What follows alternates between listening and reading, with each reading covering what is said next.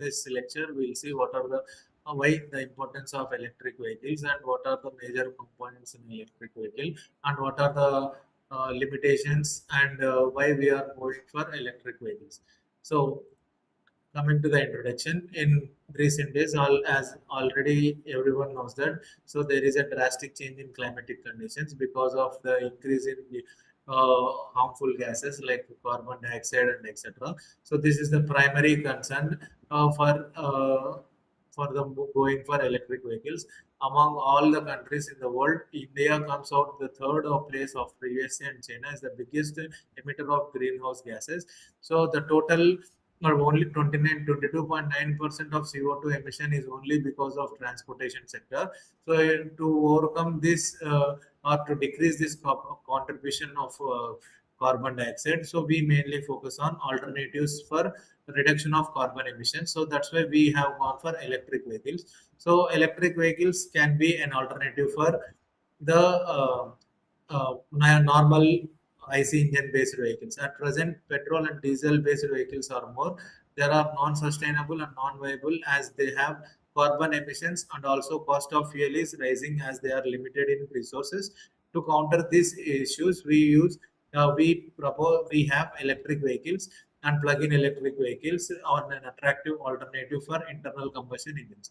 So this electrical vehicle idea is not a new one. It has been discussed long from 19th century. In 19th century, some battery operated vehicles were built. Then EVs had a high battery discharge, low electric grid penetration, and poor road infrastructure made the electric vehicles a non-economic option compared to the mass production of petrol and diesel vehicles. With the development of technology and power electronic advancements in rechargeable batteries in nowadays, so in 20th century, global community realized that about the problems of global warming, ozone depletion, and desertification. So they have developed renewable energy sources based power generations and have improved the battery technology. This improves electrical features like charging retention, better range, etc.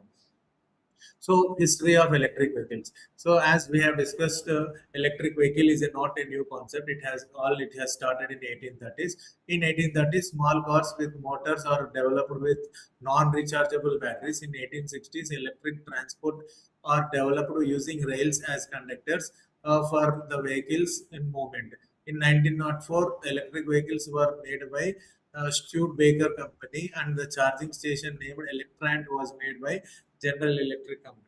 So the batteries of electric vehicles can be charged at car servicing locations, and also batteries can be replaced. The earliest prototype of battery charging room was established with a mercury arc rectifier and is used to convert AC to DC.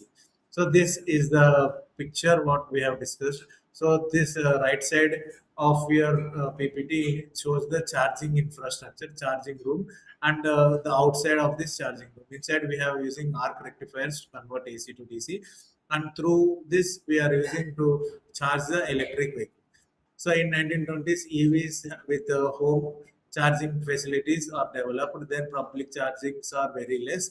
In 1970s, EV makers made vehicles with exclusive charge points in the city. They nearer their outlets. Initially, batteries were lead acid used in electric vehicles. These have short lifespan and low charge densities.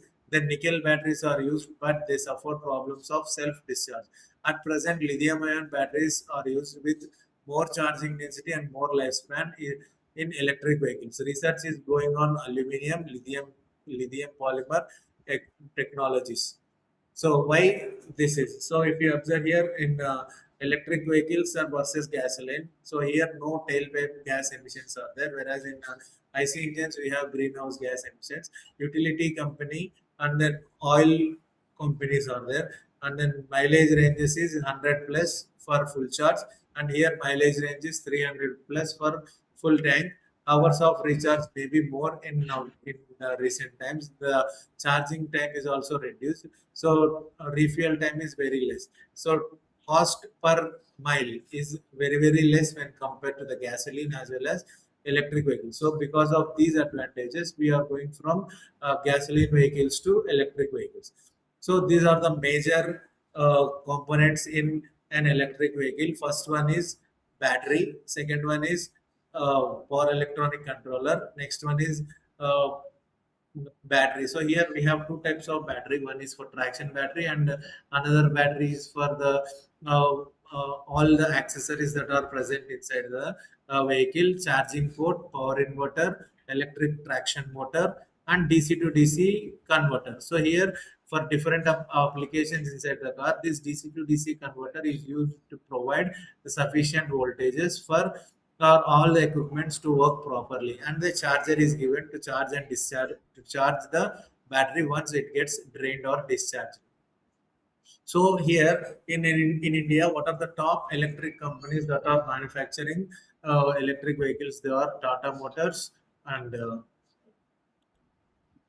so these are the top electric vehicle manufacturing companies in India: Tata Motors, Tork Motors, Mahindra Electric, Hyundai, Ashok Leyland, FG, and then Hero, Ather, and Lohia, Okina. So Hero and Ather are used for two-wheelers. Also, they are mainly focusing on two-wheelers, and Tata Motors are mainly focusing on four-wheelers. Mahindra Electric is mainly focusing on four-wheelers. So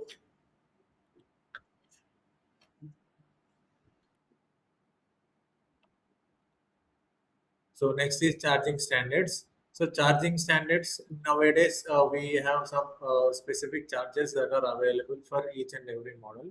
So in 1990s, American Infrastructure Council development of a national electrical code which defines three levels of charging. In 2001, Society of Automotive Engineers defined charging standards SAE J1772 based on the type of power used and maximum power used. International Electrotechnical Society Commission has developed an international standard based on SAE J1772 standard. The different charging parameter levels are so AC charging. AC has three levels and DC has three levels depending upon the voltage level and the amount of current drawn and the time in hours. So in AC level 1, it is 120 volts. It has a capable of delivering 12 amperes, and it can charge the timing with 7 to 15 hours. In level 2, it is 240 volts and the current is 80 amperes. But in level 3, high voltage, very well 240 volts, the current rating is very high, it's 400 amperes. In DC level 1, you'll have 450 volts, 80 amperes, and DC level 2, we have 450 volts and 200 amperes, and DC level 3 have 600 volts and uh, 300 600 amperes. So these are the charging methods and power ratings of. So if you observe here, there are two types of chargers that are available: onboard charger and offboard charger. In onboard charger, you can directly connect the DC, and you can directly onboard charger will convert it AC into DC, and it is given to the battery. So in onboard charger, we have three types of modes. One is mode Z, mode 1, mode 2, and mode 3. So in mode 1, we use 3-pin AC type. It is for low voltages. And mode 2, we use for power type 2. Here, if you observe here, mode 2. And then in mode 2, we have control pilot. So what is this control pilot? It is a precautionary device which is used to check whether the charger is properly connected. Is there any discharge currents or like that? And then mode 3 is uh, the high power connections where if you observe here, the different types of pins that are available: 3-pin, type 1. So, three pins, and these two are used as communications. And here in type 2, so we have 3 pins, and the other 4 pins are used for communication devices.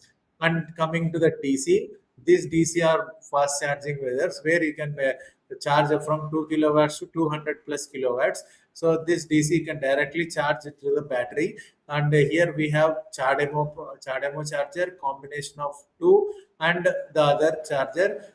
So these are the different types of chargers that are available.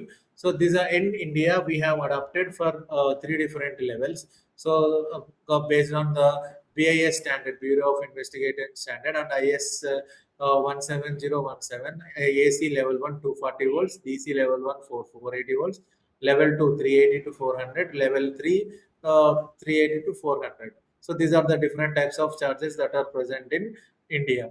So thank you.